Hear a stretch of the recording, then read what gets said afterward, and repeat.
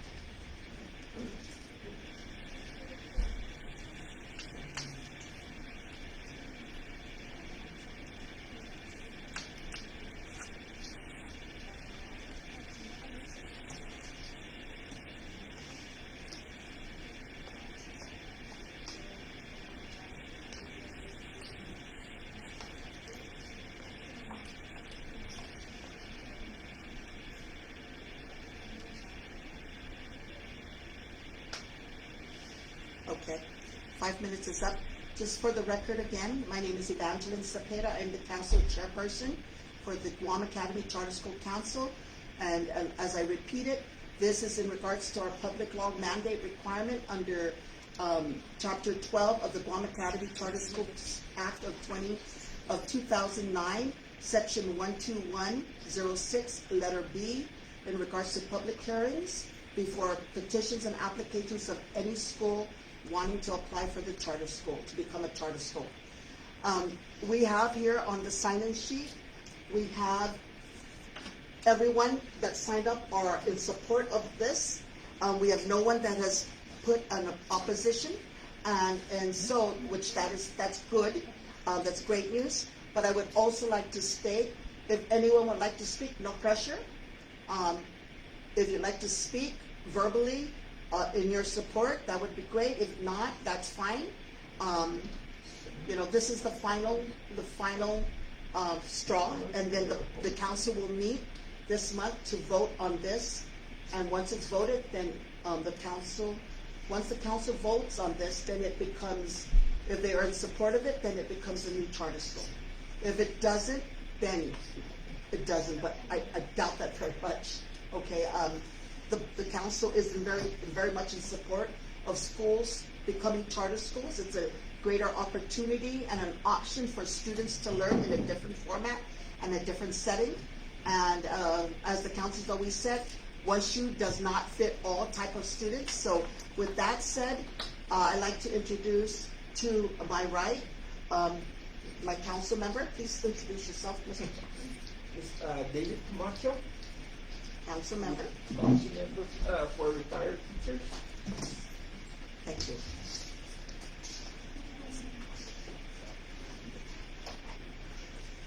And like I said, you don't have to speak. It just has to be official.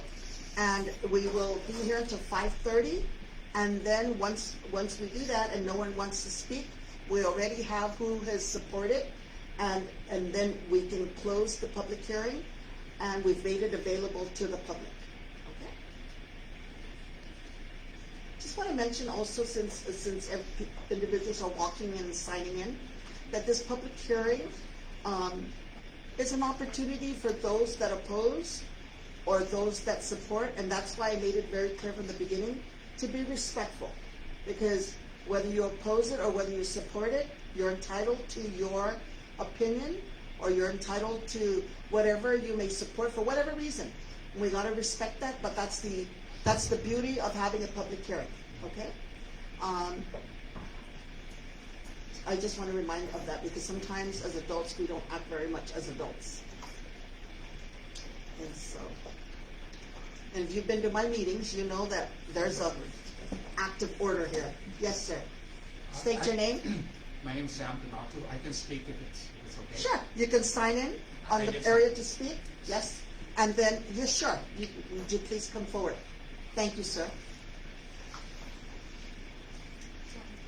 When you sit, sir, just state your full name, where you're from, and your support or oppose them. Okay. So get your sign in here.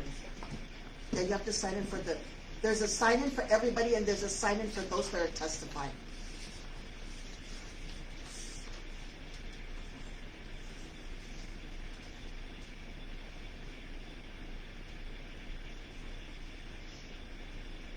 Just stick to the 3 to 5 minutes, okay? Thank you.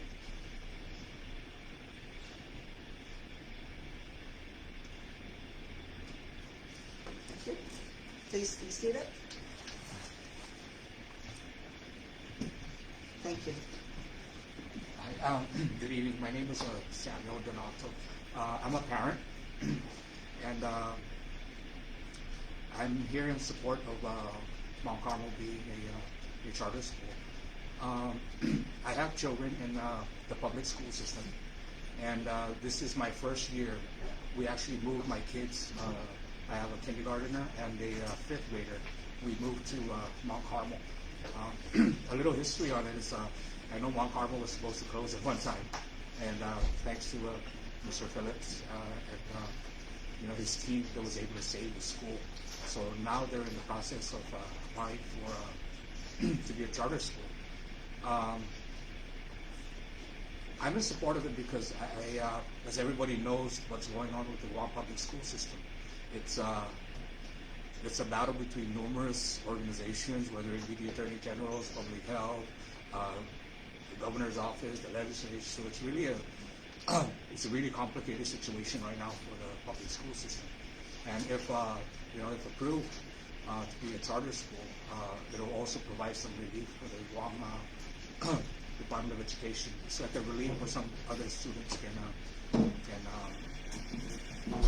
experience the different modules. Because I have my son actually was going to the GATE program, and he does have. We have some concerns with him, so we believe that if we move him to another method of learning, I think it'll really help our child. So, based on that, I would just like to ask the council to please consider support of Mount Carmel being a charter school. Thank you. May I ask you a question, sir? Sure. With regards to your kids attended Mount Carmel when the school opened? Just Yes. this year or prior? Just this year. This is our first year. Oh, this is your first year? Yes. Okay, so they just started today? Yes, today was the first day. Okay, and so they didn't attend last school? No, this is the first. Okay. Their first year. And so your wife and you, knowing that it was a Catholic school and that you had to pay, right? Yes. Yes. You were willing to do that? Yes, we actually applied. We actually registered our kids even prior to us knowing that there was an application for it to become a charter school. But whether it was a Catholic school, we did make that choice that we were moving our kids from the public school system to Mount Carmel. And may I ask, where do you reside? I live in Santa Rita. I have my son was attending Harry S. Truman. Don't get me wrong. There's some very awesome teachers and people working with the public school system. So we just had to make that decision because we have a 4-year-old that's ready for school, and because he doesn't turn 5 until November, he's not allowed to attend the public school. So we have to wait a whole year for him, and he's actually ready. So we looked at it as an opportunity for him to start the learning process at school, and so that's why we decided to.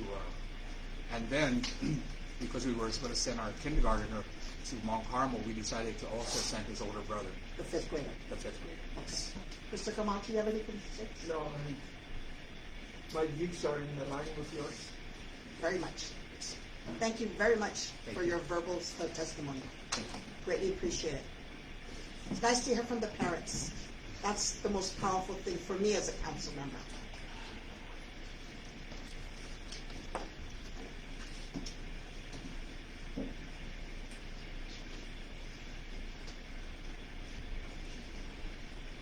That's on the record? Yes, yes. Sorry, let's stay on. Thank you very much. Please state your name, the whole, put it for the record. My name is Vance Ramon Pinco Pereira. I'm an MCS alumni, and now I teach there, incidentally. You So look so young, you're like 14. I have to take that compliment. Genetics. Genetics. Okay. So, there's not much I can say other than I am a product of Mount Carmel Catholic School. And I am speaking on behalf of my coworkers. I am in full support of this petition to become a charter school. My mom was a single mom. My dad passed away when I was 7, and I went to Harry S. Truman prior to 3rd grade. And once I went to Mount Carmel, I didn't know what to expect other than it's private school. Prior to that, I went to public school my entire life, and there was a sense of culture change in terms of the care and attention I got from teachers, whether that be Miss Trinidad, our PE teacher, Miss Santos, my actual 3rd grade teacher, etc. I was a troubled kid before, to be quite honest. Stubborn, disobedient in a lot of ways, and my transition into middle school, I found one teacher I can remember off the top of my head, Mr. Rivera, and the support he gave me, not really having a father. I didn't care about school, but he could see the potential I had as a 6th grader at the time. And I try not to get emotional, excuse me, my voice starts to crack, but man, he brought something out of me that I didn't know I had. It took a lot for me to come out of that shell.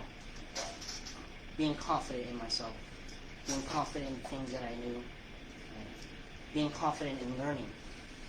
I never had that growing up, even with my grandmother, Emilia Pinko, being a teacher so long, my grandfather being a late speaker, Senator Tony Reyes and Pinko. I was just doing my own thing, and not just Mr. Rivera, but other teachers as well. Mr. Duenas, our music teacher. There's so many. Dr. Ellen, bunch. But they cared. And I'm trying to give back in that same way. Mount Carmel has invested in me and brought that inner, I don't know how to say it other than the best part of myself out. And my sister played in the Phoenix Stage Band, and I was able to get a scholarship there from Mr. Mike Phillips. And man, it broke my heart when my mom told me I wouldn't be going there anymore until that good news of getting that scholarship. So I'm trying to give back in so many ways as I can, things that Mount Carmel has instilled in me, giving kids that support that they need. Who knows what they go through. So I'm in full support. I'm speaking on behalf of an MCS alumni and former worker. Now I work there, so that's all I have to say. So if the council passes this, I expect to see your name as a teacher, right? Oh yeah, I teach pre-algebra and algebra for middle school. That must wasn't go ahead. Yeah. Being in as a Catholic school there, and you're the teacher now, how would you treat a Muslim student? Care for them, love them. I mean, white, black, Muslim, Hindu, we're all people with hearts, minds, and souls. At least that's what I believe. And regardless of who they are, they have an inherent dignity in them that deserves respect, care, and attention. So what if he argues about your belief? My belief? Your different belief, him being Muslim, you being Catholic, and then you being in a pro-Catholic school before.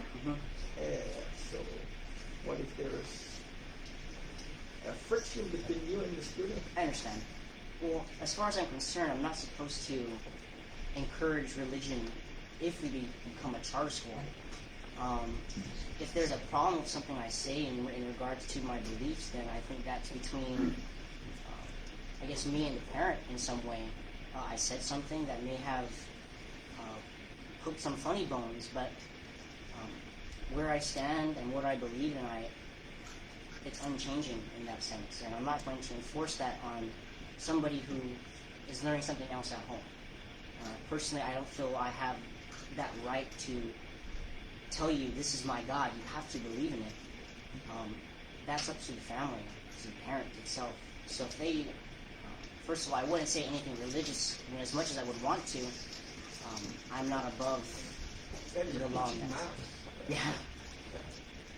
So, I hope that answers. all right. Thank you so much. I like to say also that, individuals have called me opposing this, and I reminded them to please be present here.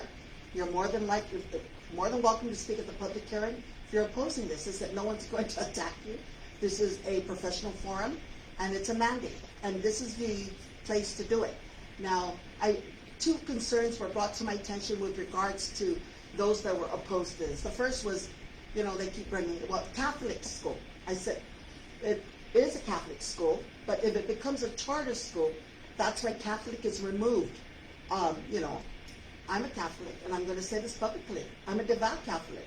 I think more parents need to teach them about God, but we'll leave that at the home.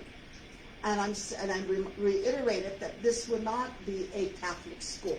It will be a charter school, and that's why if and when this is passed by the council, it will be Mount Carmel School, a charter school. So that is the first thing that I need to clarify for the public that are opposed to this. The second second opposition was in regards to budget. That, this is another added layer to the budget of for charter schools for, you know, those that could afford paying the private price for private school, now going into a charter school. Well, you know, the law allows up to 7, I say, and that's under the mandate. And this will be, if this is passed and approved by the council, this will be charter school number 5. And they are allowed to apply. And any individual that wants to be a charter school can apply and go through the same process. You'll be treated fairly and according to the law. And so I just need it to be fair, because everyone that kind of signed it tonight are all in support of this, of the charter school, this becoming a charter school. No one has opposed it, but I wanted that for the record to be publicly stated, that for those that have called me in opposition to this. Is there any others that would like to come forward and testify?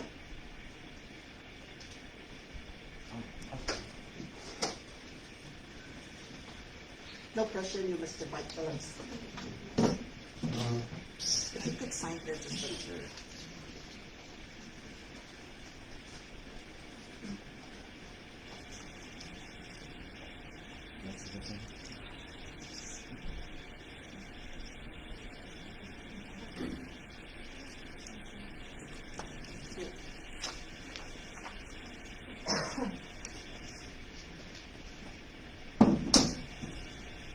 Madam Chair, Mr. Camacho, obviously in support, I appreciate the cooperation we've had from the Council, Department of Education, the Archdiocese, the Guam Legislature, and even the Governor and Lieutenant Governor. So far, everybody's been very, very favorable. And instead of me giving probably the same presentation you've had and you have in your application, I'm welcoming questions. But I do want to say, I wasn't here earlier, I saw Sammy and Vance.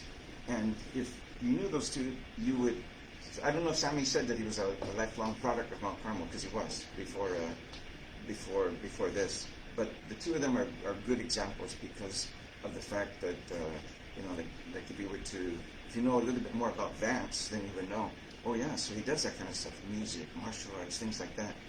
Sammy, martial arts, tomorrow, things like that. They are the complete child, yeah. And it can be done.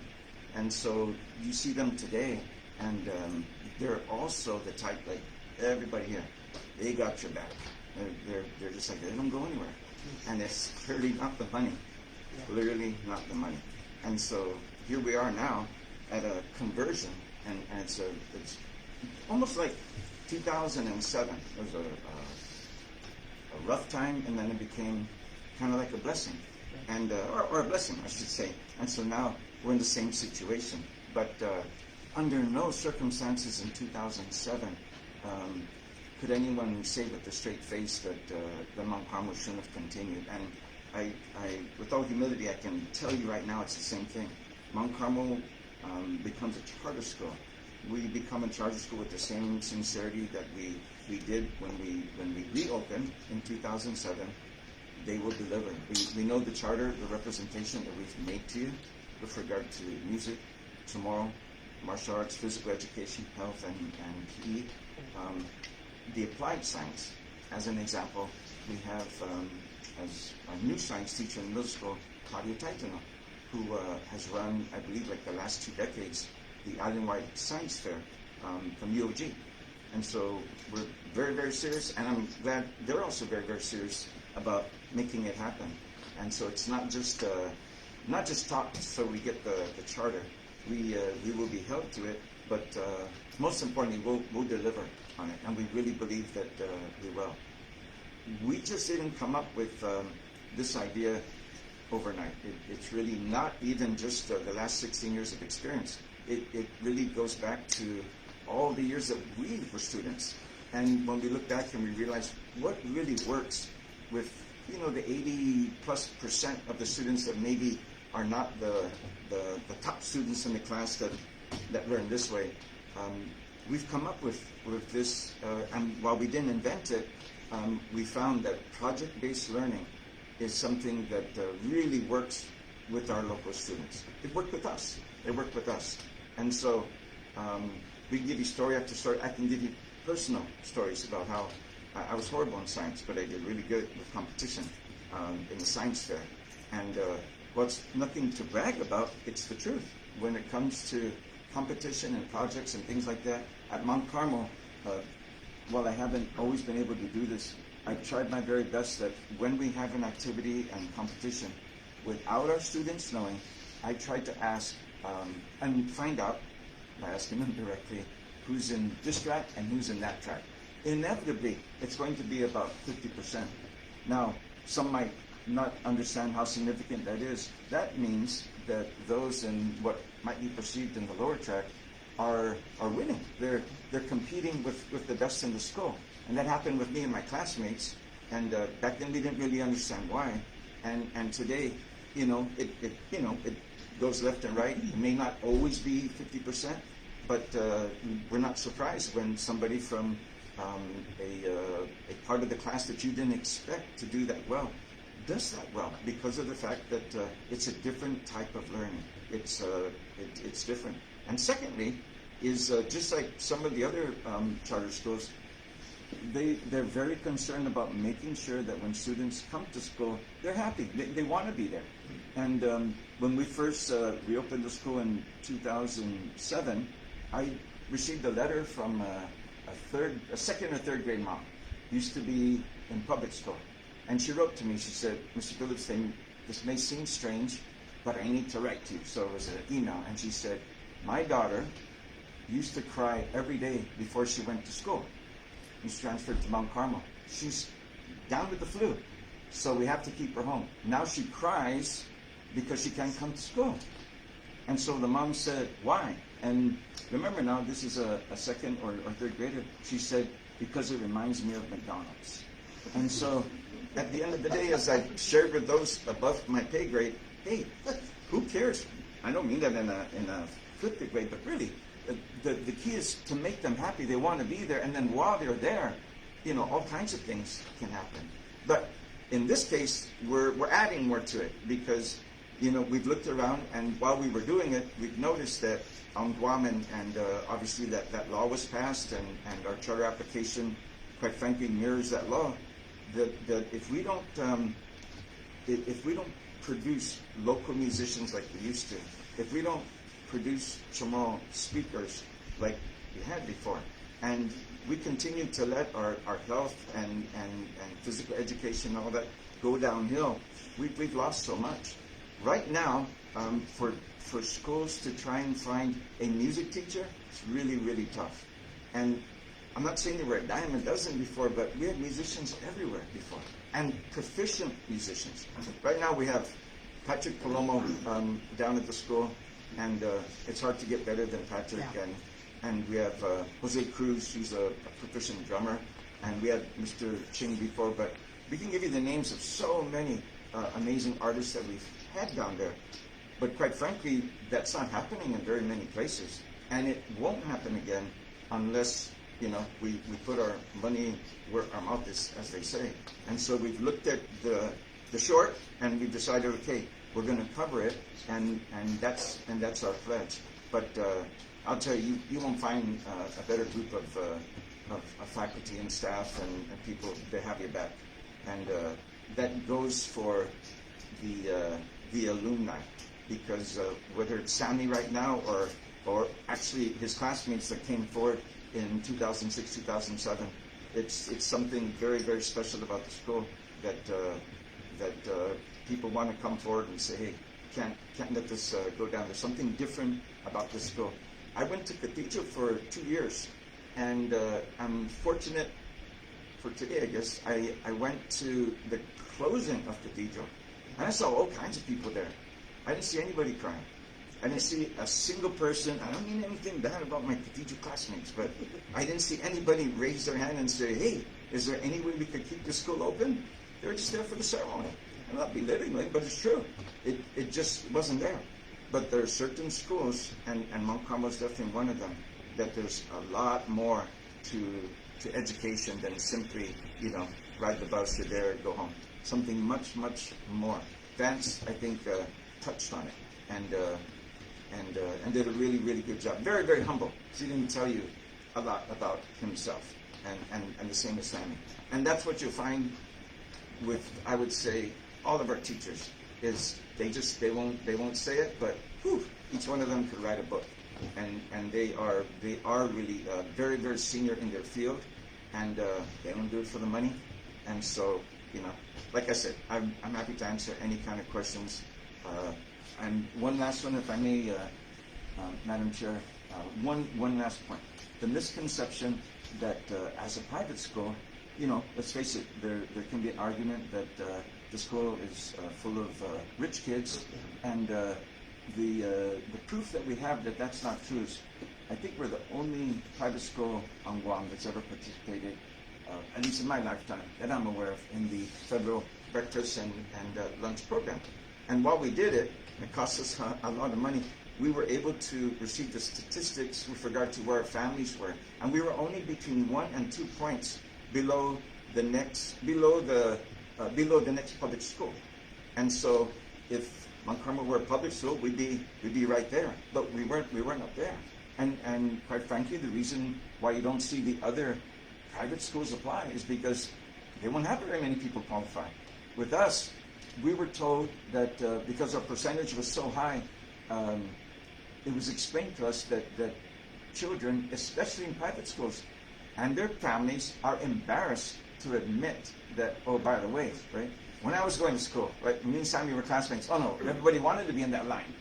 Not anymore. And so we were told basically that means we actually had more. And so my bet is if more than 50% of our students would qualify for that program. We're not the school of rich kids, we weren't. And I would say 3/4, at least 2/3, Madam Chair and members, or 3/4 of the current enrollment came after we announced that we were going to be a charter school. I mean, don't get me wrong, I'm sure, I hope, a lot of them would have come anyway, but the truth is, yeah, 2/3, 3/4 of our current enrollment came because of the fact that, I can't say came because of the fact, came after our announcement that we were pursuing becoming a charter school.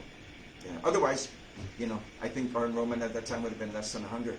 So the 360 approaching 400, pretty sure, that's really because of the charter school. Do you have stats about how many of your parents receive food stamps? Or family, not parents, but family. Yeah, sir, we were told while we administered that program, we did it at 2 different times, that I think the second round, that if our families were in any one of those programs, they would be automatically admitted. And so I know we had a high admission rate. So by virtue of that, I can say it's quite a decent percentage. I don't know now with the enrollment of a lot of the families coming, knowing that we're going to be a charter school. But I can say in the past that because of it's not the flexibility, the automatic admission. I think the second round they said if either the Angura, food stamps, whatever it was, then they got an automatic pass. The first round was a little bit more difficult. It was a traditional pass out the cards and all that. But the second round they said, by the way, and so knowing that and knowing how high our percentage was, I can say it was very high.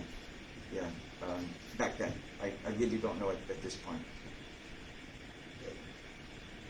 And also, the average tuition, when you divide it among the family program that we have and the scholarships, if the students and their parents all pay, and of course they don't, it would average, used to average 150 per student, which is probably half of what is charged by most other private schools, and maybe a third in actually from some schools. Because we have complete free and reduced lunch. But now, because of the administrative costs, the federal government, unless they changed, decided that, and we know, at Mount Carmel we did it, it's so expensive to administer that they just decided to give everybody free lunch and free breakfast, because I believe the feds believe it's actually cheaper just to give the extra lunches and breakfast than it is to spend the money administering that program, because it's a lot of money. No, that's for DOE. I think that's because of the low performance and the economic status of the majority of the parents. That's why it's across the board. Yes. Free lunch, whether you're rich or not. But It's a high That's correct. percentage. when it was in the previously, it was you got not qualified. You have to pay for Yes, the and you're regular right. price, There was reduced lunch, reduced. That's free correct. lunch. That's Then right. They made everybody free lunch. Right. You're right. Because the first time, well, both times with us, we never got the free, so we went through the whole free and reduced. You're right. So that depends on your income. The other one was like status of family was like in the public school they had the D program, but you cannot qualify unless the parents are working or are going to the university or something. You know, going to school. Yes. Did you have any kind of stats on that kind? No, we didn't do anything like that, but we have received grant money for after-school program, and we'll continue to pursue that whenever it comes again. But I don't know when we'll have an opportunity at that again. But we will. We intend to have an after-school program, and we intend that the after-school program complements our charter with regard to what we offer and what we're promising. And so, you know, I don't know if we'll receive any additional grant money again, but we pursued that a while back, and like everybody, I think we were able to receive some at different times for that. But it was indeed, but it's basically our after-school program. How much on an average do the students in after-school program? How Like much?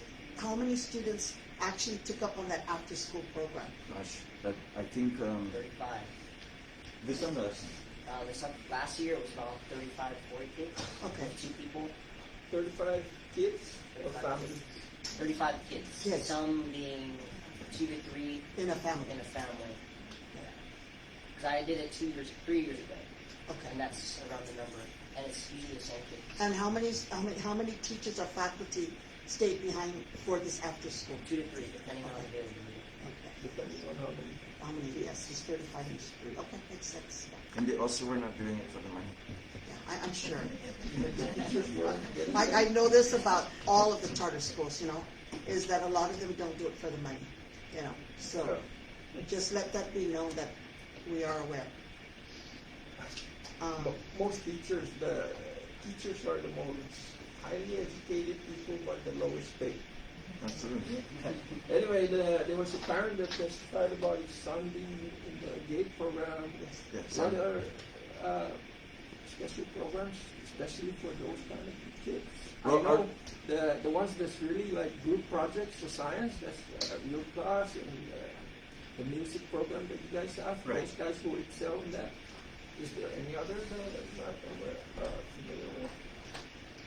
Well, Or, special our kids that our are whole very gifted? our whole program, sir, is going to be project based. So Yes. it will enhance that. But primarily, you know, we're doing music, and as I said, you know, Ms. Taitano in the middle school has come over to work with us on the project based science and science fairs. But that's something that we'll use throughout the school as a model. It won't be reserved just for the middle school, although she's teaching middle school. But in essence, she's kind of like a coach that will now, and as are others, that will help transform what we already have. It's you know, we've always considered ourselves for a long time project based, but not at this level. And this is raising it to a much higher level. As far as the GATE is concerned, I'll be honest with you, sir, I've always told parents that are inquiring or parents that are leaving that we are GATE, and because that's what we do. We for example, we enhance sports, and we enhance music, art, language, things like that you would expect in the GATE program. Not necessarily because the child is tested and found to have certain talents, but because whatever level their talents are, we're gonna develop them, and that's kind of been our historic approach, and that's our approach now. We have a full-time art teacher. So are the kids tested for their like the individual lesson plan, or We have pre-test, but not like a skills how- test, not a talent test. We don't have that because everybody gets it. Yeah, there's no special GATE program, but all the students go through the same program. So and believe me, for example, we've had students on stage playing the drums where the father will walk up to who's ever there and say, "I never even knew my my child can play drums, and his child's playing in a concert. And I said, but is it okay if I take him now? I would say, no, you can't take him now. And they had no idea that their child had that kind of talent. You know, the plus for the school, that's why I like it. You know, in BOE, it's usually the first ones out are the music and the, you know, those are the ones that are caught whenever there's budget cuts. Yes. Like BOE. Yes. That's why I like the Music, program. art, sports, they're always Yeah. the ones cut. Yeah, absolutely. I like the idea that you're project-based. You're going to be a project-based charter school. That sells me as a council member. And I like the idea that you're thinking outside the box, which is great about this charter school. Because when I'm looking at Mount Carmel, I'm looking at, okay, we already have Island and what they emphasize and what their specialty is in Sure. charter school. Then we have, we have Career Tech, Yeah.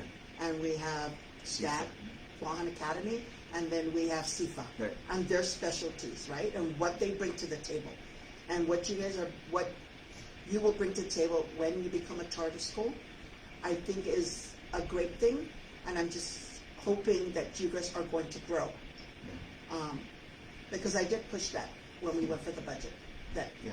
we were looking at above and beyond, go for 400, and we'll see where it gets from there. Yes. Yes. And so I really like this project based, and I like that this is what you're going to bring to the table for charter schools. I've already had families, call me and says, I want to. I said, do the process. Go through Mount Carmel, apply. Don't call Feli. Feli can't do anything about it. Go through the process and let it go. Now, my last question to you, Mike, is if and when you become a charter school, are you ready to take do you have a waiting list as of today? I think for a couple classes we do. I would think 5th grade and maybe more. Is there other classes? 5th grade, 2nd grade, 1st grade, preschool, kindergarten, a lot of them. There's, okay, and what is the wait right now? Oh, I don't know what the weight is. Really? Do you guys have an idea of how many? But I know I've been told by many that they are waiting until Okay. we're approved, and then they will come over. Okay. I mean, that's Yeah. what, just like you receive Yes. phone calls, Okay. that's what we've received. That's what I've received, I should say. And we go, like, let's just say if and when you're approved to be a charter school, the caps that I went ahead and put for this school year was 400. That is the cap. And as of today, right now, how many are on board? I think Enrollment. about 360-ish, somewhere there. Just so I have an idea. Yeah. Any other questions? Mike, you answered our questions when you came with Mr. Moffness. You answered our questions, so I'm clear. I'm good. For me, the project base is basically a university prerequisite, because a lot of the courses you have to develop projects or be in a project.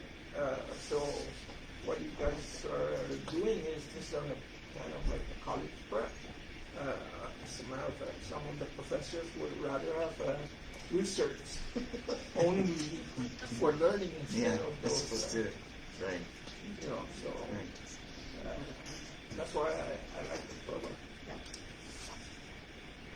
Just know that the council is in support of this, okay? But we still have to go as a council. We do the proper. I'm just saying. I'm speaking on me, one person. One person. Chair. But yeah. Okay. Thank you. So just so you know that, but we have to go through the process and the mandates as required by law. Okay, Mike, we don't have any more questions. Thank you. And I guess I asked Ms. Feli, our assistant, to ask if they want to testify. And if not, then I will go to close the public hearing.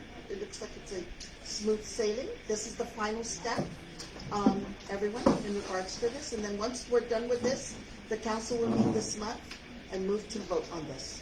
Okay? And then once we vote,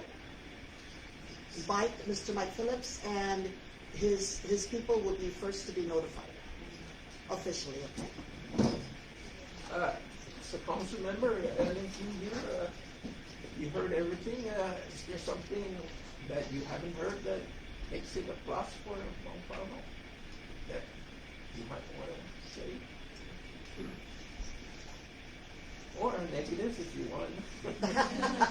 Everything was highlighted, outstandingly, and it really. Ma'am, can you come? Oh, yes, I can. Yes, I'm so Yes, sorry. please state your name. So I'm so sorry. And sign for the record. And sign for the record. Yes, Okay, it's a public. I thought it was off the cuff. Sorry about that. No, it's an official public hearing. Yes, ma'am. yes, of course. Thank you. And anybody else? Thank you. Thank you so much. No, thank you so much. Sorry. That's okay. Okay, so sorry about that. Okay, sorry. Sorry, I'm Crystal Augustine. I'm the principal at Mount Carmel School. I've been a fifth grade teacher there since 2016. My kids go there. Family members go there. A lot of us teachers have been there for quite some time.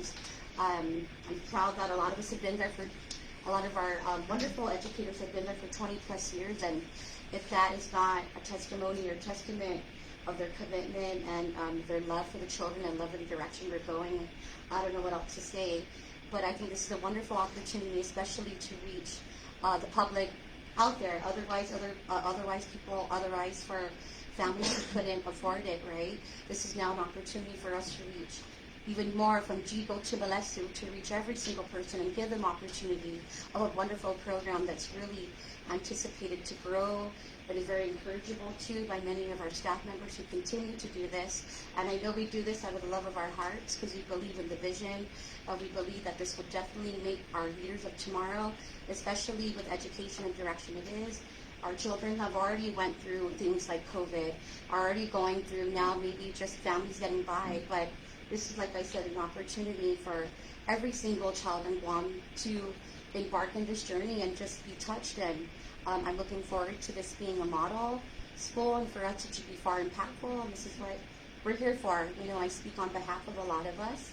Also my family who are in support of this too as well, for the direction. We also thank everyone here for giving us the opportunity for you to share with us in conversation and this wonderful dialogue so we can get our charter application through the process and for us to really build is our intention. So I'm just looking forward to doing this and all of us here, and we want to thank you again for allowing us to work with you and hearing us too as well. Thank you. Yeah. Okay. Okay, I'm I'm gonna, good. no, I'm gonna ask you a question. Oh, you can ask me. Oh man. Since you're the principal, what if you hired a Muslim teacher and Stick about this. Well, no, that I'm not means stuck on it. It's just that the transition, because you just said you're a close-knit family and mostly you have the same beliefs, the same, and what if somebody that's not in your belief comes into your family? well, I'm maybe preaching something that's not in your belief. I know it's not supposed to be a religious school, but would you hire someone like that if they, if they were applying? What would you feel about a non-Catholic teacher that would be applying more? is this before we're charter or after we're charter? Thank you, I was going to say that. Huh? No, I'm assuming you'd be chartered. No, when you're charter school, just so you know, Yeah. we don't dictate how you hire. Absolutely, yes. Absolutely. And we stay out of that Yeah. by law, and I like that because I don't like to scrutinize or have another bureaucracy on top of a bureaucracy. Exactly. Yes. That's how I'll ask what's the question before or after, right? No, Well, I'm Mr. assuming that you're going to be a charter school. Yes, assuming, right? But even before that, right, in my experience, our experience, right, as a Catholic school, right, where we are status quo right now, we have families from every background, whether religious, whether creed, No, this is a ethnicity. teacher I'm talking A about. teacher, so we would be open-minded, right? Even with kids, we always talk with students and we say we're not going to force you, but open to the conversation, open to a change, open to a culture where we become one as a family. We're all different, right? So what we do, we work with what we can work with and say, this is our vision. Are you in support of where we can go? You have your beliefs, as do I. And we just work from there in tandem. Because at the end of the day, it's about serving students, right? It's far beyond us. All of us have our different interpretation, perceptions, maybe religion. But at the end of the day, your vision is to serve for students, right? You're not going to lay down the rule that we don't discuss religion. We should never, ever discriminate against religion at all. No, I mean, discriminate. No, not discriminate. But what if that person was preaching religion? And then if we are charter school, then absolutely, then to have counsel and say we can't do that by charter school as well. It's not allowable. Because, Yes. I come from a Catholic family, and every time the Jehovah's Witnesses show up, my family all run away and they say, hey, somebody's looking for you. I'm the one that has to answer to those Jehovah's at the door on Absolutely. Saturdays. So, I mean, you guys as a family, what do you do when a Jehovah? By the way, there's not that many Jehovah's teachers. That's why I don't use Jehovah's Witness, because they don't believe in going to further themselves. So if they were, I don't want to teach much. But anyway, I'm just saying from my experience as a Catholic, when somebody shows up, those guys with the white shirt, the Mormons, my whole family, they push me out the door to talk to them because they're scared of talking to them. Well, I'll tell you what, my dad does the same thing too as well, but you know, we have to be open and we have to be, at the end of the day, we have to be good humans, right? And actually, good humans is open to conversation regardless, and you just say, I respectfully I am not, you know, that's not my religion, but we can talk about it and make new friends. But this is what life is, right? We anticipate different change, but we don't necessarily have to be a blockade in terms of one could provide something, a wealth of experience, dedication, something way of the gamut what we're used to. So, you know, religion is obviously something that's a heavy topic, right? But we look at the person as a person, and that they may contribute greatly to students.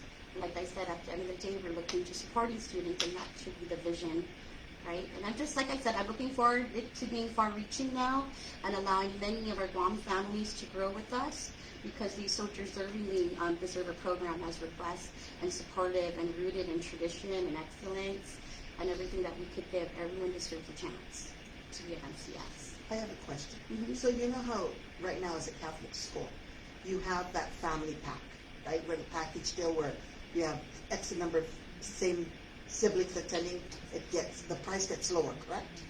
Or something to that effect. To that effect, yeah, there's a rate too as well. Okay. So now you become a charter school. I'm giving the scenario, you become a charter school. Will you be pushing the family, you know, that family mentality as well? That's my question. I think we When don't- you look in the enrollment as far as charter schools. My question to that is because a lot of the families that are already attending it, right? Yeah. They want to probably remain there if and when it becomes a charter school. So my question is, how will you handle those things? That's my concern. Because rest assured, I'm gonna be receiving so many calls with regards to that.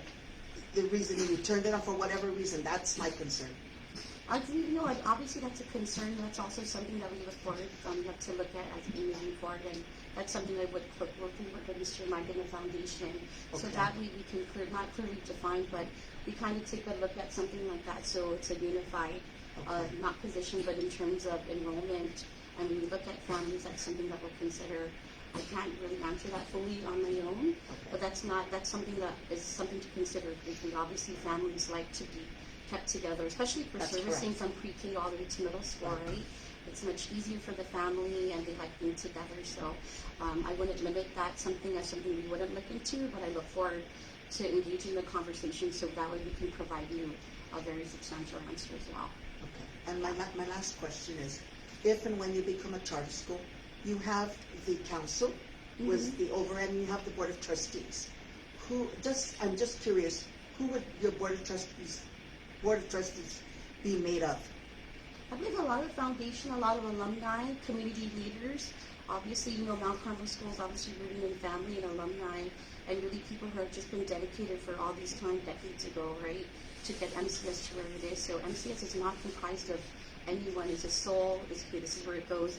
It's really a body in which decisions are made heavily, and they consider everything from the bottom to the top. Okay. Yeah. So because, you know, the board of trustees, just like with the GAC, they have their board of trustees that makes the day in, day out, the daily operations go smoothly at each of the charter schools. So with the Mount Carmel, maybe this might be referred to, I apologize, with your board of trustees, if and when you become a charter school, do you have an idea who your board of trustees will be made of? Or made up? The same foundation that we've Okay. had pretty much since The same thing. 2007. Okay. Yeah, with those that have also participated since then, that may have been added, but pretty much everybody that has helped since 2007, they were either members or they've been added. Okay. Same group. Okay. So nothing would change with regards to that. Nothing. Okay, thank you. One question. The principal, that's why. Yeah, the principal. Sorry.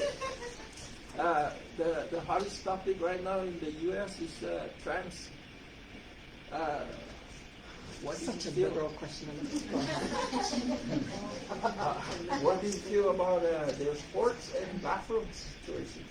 I think that's something that we take it case by case and we work with the foundation that they need to do that, right? Obviously, we can't really discriminate, especially if you're a charter school, right? When you're a charter school, we open up the doors for everyone with different interpretations. Obviously, students in the nation are trending with their own mind, their own self, and we have to respect that because there's a mental health and social emotional considerations, right? If you put a yardstick and say, no, you're not this, you're not that, we work with the families first. I think before we How set about the family that is anti that one? That's part of your charter. I think- How about the parent that really don't like to be associated with those people? Or their daughter to They don't be- want their kids to be associated with the trans because one of the major issues is that they don't want their daughter with a transgender in the same bathroom or Yeah. showering after a sports event or whatever. I'm not sure, but that's what's happening in the U.S. right now. Yeah. The beauty of when you guys become a charter school is that you have an attorney on board. Yeah. No other charter school has that. Because the woke movement is just, it's there, it's there, here. yeah. And so that's a very good question. Yeah. A parent, the father refused to have the daughter go in, or have a male Yeah. go into the daughter's restroom, the bathroom, and spoke very passionately and stood firm about it. And that is still right now a battle legally. Yeah, yeah. And he's fighting this. And so this is a very reality. It's a Yeah. reality that's going on. Yeah, I don't think we should ever deny discussions like that. Obviously, it's something that has to be considered, right?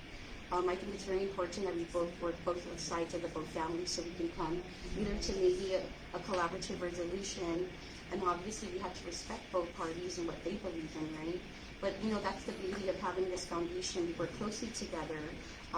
My response is never it's just Ms. Augustine's response. It's a collaborative response of every single person that's on the board of the foundation, and also considering maybe the teachers or maybe they have input as well. So if it's a position that the families obviously is dead set on or steadfast in, then it's obviously the work of all of us together to say, what do we need to do to maybe come to a happy collaboration.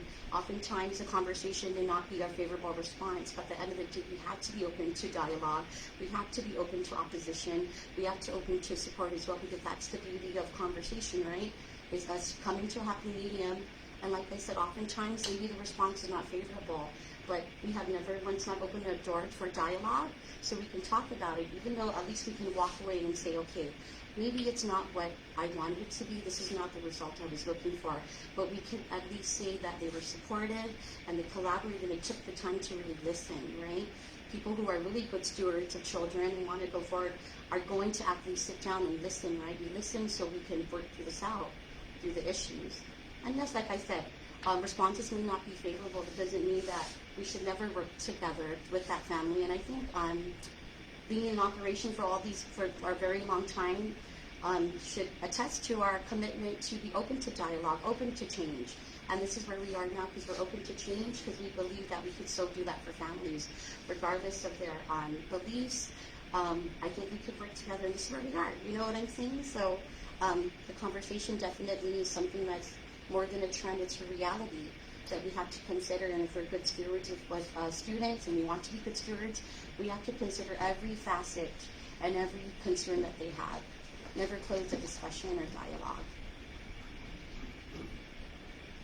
I'm glad to hear that, because a lot of the Catholic, very pro-Catholic, are not very trans positive.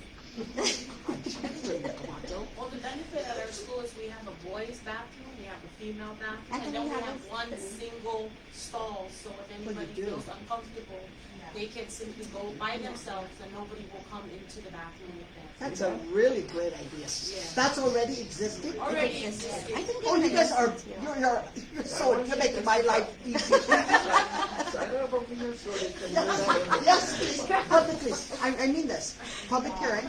This is a really good, yes, please. Thank you so much. No, no, that's a really good, that's, And that's what we look forward to. Obviously, becoming a charter allows us to reach every Mr. Camacho, single- let her Yeah. sign it, and then she officially has to No, go say ahead, for go the, ahead, go for the ahead. record. Thank you. Thank you. State your name and all that, please, if you may. Thank you so much. I'm Darlene Heighton. I work in Mike Phillips's office, but I also work with him on the foundation. And you are an attorney. Yes, I am. So we have two attorneys. This is a great thing, believe it or not. Okay, Yeah. go ahead and state. So, first of all, to answer your first question with regard to a Muslim applicant for an employment position, of course we can't discriminate based on religion, and so everybody who walks through the door, if they're qualified, will have an opportunity to present that qualification. And if for any other reason other than religion, sex, of course this is a legal response, right? But yes, so we can't discriminate on that. But we will go through the process and of course look at their qualifications and make the decision based on that. Secondly, with regard to the issue of transgender individuals, you mentioned that that's a very liberal question, but I think Mount Carmel is probably the most liberal school available on Guam. And so we are very much welcoming to everybody in the community. If there's any accommodation that we can make to make a child feel welcome and happy in the school, then of course we will make those accommodations. Because at the end of the day, it's all about the kids. And so that's our main focus is. Can you please mention about the restrooms that you were stating? Oh yes, so we do have a girls' restroom, and then we have a boys' restroom, and then we have a single stall restroom in the middle of those two bathrooms, so that if anybody feels uncomfortable, they don't want anybody barging in on them because they don't want the females mixed with the males, then they are welcome to use that bathroom. How long has that been in Since 1957, maybe. I mean, I became involved with Mount Carmel around 2009, and so since 2009, that has always been the case. That's good, then it's already been pre-prepared. Yes. I mean, it's been prepared. Yeah, Have you encountered that so far in your private school? I haven't been personally aware, and normally we get. Well, because notice. when you're entering into a charter school, right, you're going to have parents, you'd be amazed. When it's a private school, there are certain rules, right? You're paying, so you expect you to do the job. And in this format of charter schools, is parents demand. Yes. It's demanding. And so even before approaching the school, many times we would get the calls and saying, this and this. And so this is a concern that we have because this seems to be the movement. And nobody wants to speak of it or want to deal with it. And you've got very passionate, strong-willed parents that are either for it and supportive of it or so opposed to it. And so with your restrooms already being there and made available to those that are not comfortable, it makes it easier. Yes. Yeah. Mr. Camacho, you have any concerns? No, I don't want to argue with the And she's a young one, too, Mr. Camacho. She's a woman. Okay, so is there any other concerns? I know, I say this all the time. I Yeah, I know. know, women can do I things. know. I say this all the time, I apologize. Okay, is there anyone else that would like to testify? If not, I'd like to say that this has been it's been a delightful to meet each and every one of you that have supported this journey. We're at its final stage now, and then the council will meet this month. And once the vote is made, then Mr. Phillips will be notified immediately, and then we will go from there to being a charter school. Okay? I want to let you know that it's 6:07. This public hearing has been adjourned. Do we have any questions? Thank you, everyone, for taking your time out to be here. It shows that, it looks like you weren't forced. You all have a smile on your face. like both, everyone has reiterated, happy. It's really nice to hear this because you know with the charter schools, I like to say with each of the 4 charter schools in existence, that's a lot of what the parents say. Their child is happy to go to school. It's really nice to hear that. And was it Mike that said that about people, you know, parents say, oh, my child doesn't want to go to school, they make stomachache, whatever, mentally, right? It takes a toll on you, you just don't want to be there.